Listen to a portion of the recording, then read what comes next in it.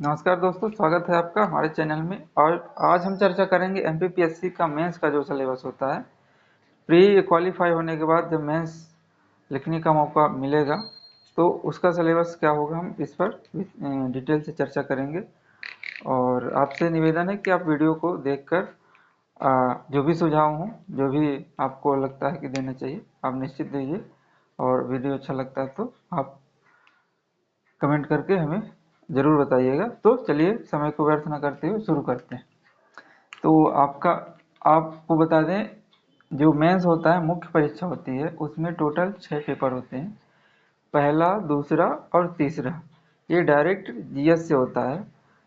लगभग जो प्रीलिम्स में आप पढ़ते हैं उसको डिटेल से आपको लिखना होता है। वहाँ पे डायरेक्ट प्रश्न आएंगे और आपको मल्टीपल चॉइस नहीं रहेगा, क्वेश्चन रहेंगे, उसको लिखना होगा। तो पहला, दूसरा और तीसरा पेपर डायरेक्ट जीएस से जुड़ते हैं, तो इनको सामान्य अध्ययन का प्रश्न पत्र भी कहते हैं। और ये पहला, दूसरा, तीसरा ये जीएस का पोर्शन हो जाता है, ये 3 पेपर। अब देखिए, हर पेपर जो है, प्रत्येक पेपर 2 भागों में डिवाइड होता है, पार्ट ए और पार्ट बी, भाग आ और बा। तो पहला पेपर जो होगा, ये सभी पेपर जो होंगे आपके लगातार होंगे, 6 दिन कंटिन्यू होते हैं। एक दिन में एक पेपर होगा, लेकिन आप जान लीजिए कि एक पेपर में 2 पार्ट होगा। 2 पार्ट का मतलब 2 विषय आपको उस दिन पूछे जाएंगे। जैसे पहला पेपर हो गया, उसमें रहेगा इतिहास और भूगोल, मतलब हिस्ट्री और जियोग्राफी। तो ये हर पेपर में आपको 3 घंटे का टाइम दिया जाएगा। इसमें, इसमें और इसमें 3-3 घंटे का टाइम रहेगा आपको। चारों पेपर में पहले से लेकर चौथा तक जो होगा उसमें 3-3 घंटे टाइम दिए जाएंगे। और इसमें जो है, प्रत्येक जो होता है एग्जाम 300 नंबर का होता है। पहला, दूसरा 300 का होगा और तीसरा भी 300 का होगा। अब देखिए, यहाँ पे जानने वाली बात यह है कि यहाँ से आपका 150 का होगा, क्योंकि 300 है टोटल। तो पार्ट ए से 50, 150 और इससे भी 150। तो हिस्ट्री का जो पोर्शन होगा 150 और भूगोल का 150। तो इस प्रकार दोनों मिलाकर 300 का पूर्णांक बनेगा। सेम ऐसे होगा दूसरा पेपर जो होता है, उसमें पार्ट ए जो होता है, पहला पार्ट पॉलिटिकल साइंस होता है, राजनीति विज्ञान। और दूसरा जो होता है सोशियोलॉजी, समाज शास्त्र बोलते हैं इसको।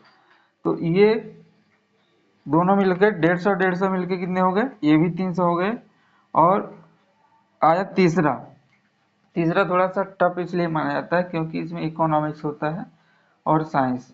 पिछले 2 साल का ट्रेंड रहा कि अभ्यर्थी जो है तो काफ़ी परेशान हुए हैं, क्योंकि साइंस का तीनों पार्ट रहता है, फिजिक्स, केमिस्ट्री, बायोलॉजी, मैथमेटिक्स भी रहती है, हल्का स्टैटिक्स भी पूछी जाती है, और प्रौद्योगिकी रहती है आपकी, टेक्नोलॉजी और हेल्थ के क्वेश्चन रहते हैं जो थोड़ा टफेस्ट होते हैं।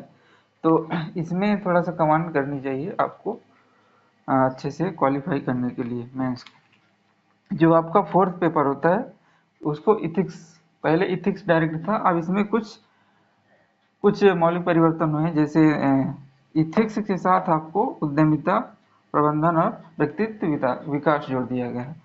मतलब देखिए, ये जो है, आप जब प्रशासन में जाएंगे तो इनका डायरेक्ट भूमिका रहती है। जैसे आपका ये इथिक्स हो गया, इथिक्स आप समझ लीजिए कि नीति शास्त्र जिसको बोलते हैं। इसमें मनोविज्ञान, जब आप फील्ड में काम करेंगे तो ये चीज़ें डायरेक्ट जुड़ती हैं। इसलिए ये जो जितना भी ये प्रपंच रचा गया है, मतलब ऐसे ही नहीं होता है। इसका आपके जो जब आप अधिकारी बनेंगे वहाँ पे इसका डायरेक्ट फील्ड पे उपयोग होगा, इसलिए ये सारी चीज़ें पूछी जाती है। प्रशासन, ये देखिए डायरेक्ट है यहाँ पे, गवर्नेंस। ये उद्यमिता, आज का समय जो है उद्यमिता काफ़ी हद तक आगे बढ़ चुकी है। यहाँ पे मैनेजमेंट, हर तरह का मैनेजमेंट आप किस तरह से कर पाते हैं वो।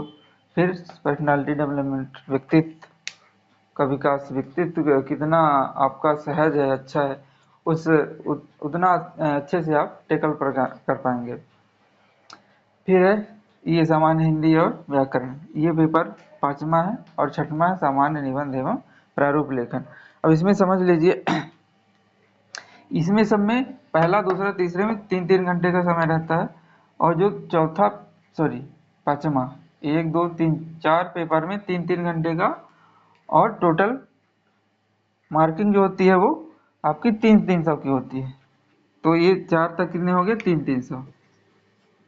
लेकिन जो आपका 5th पेपर होता है हिंदी वाला, वो 200 क्वेश्चन का होगा, सॉरी 200 मार्क का होगा, और इसमें घंटे टाइम जो दिया जाएगा 2 घंटे का टाइम दिया जाएगा। और यहाँ ध्यान देने योग्य बात यह है कि ये निबंध और हिंदी, इनका माध्यम केवल हिंदी रहेगा। ये जो ऊपर के 4 पेपर हैं, पहला दूसरा तीसरा चौथा, इसके लिए आप कोई भी मीडियम सेलेक्ट कर सकते हैं।